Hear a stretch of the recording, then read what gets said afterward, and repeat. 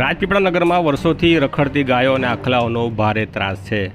Road રસ્તાની વચ્ચે ધીંગાણું મચાવતા આખલાઓના દ્રશ્યો રાજપીપળા નગરમાં સામાન્ય છે। ત્યારે નગરના હાઉસિંગ બોર્ડમાં આવેલા મંદિર આગળ ચોકમાં ઢગલે બંધ બેસી રહેતી ગાયોને કારણે અવરજવરનો રસ્તો અવરોધાય છે અને ગાયોના મળમૂત્રથી આખો વિસ્તાર ગંધાઈ ઉઠે છે।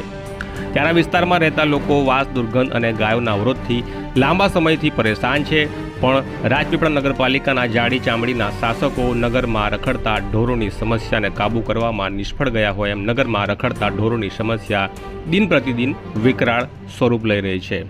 વધુમાં સફેદ ટાવર, 4 રસ્તા તેમજ લાલ ટાવર, દરબાર રોડ તેમજ સ્ટેચ્યુ ઓફ યુનિટી તરફ જતા અને નગરના પ્રતિબિંબ પ્રવેશ દ્વાર ગણાતા જેવા મુખ્ય માર્ગો ઉપર વચ્ચે બેસી રહેતી ગાયોને કારણે ગંદકી અને અકસ્માતો સર્જાતા હોય છે।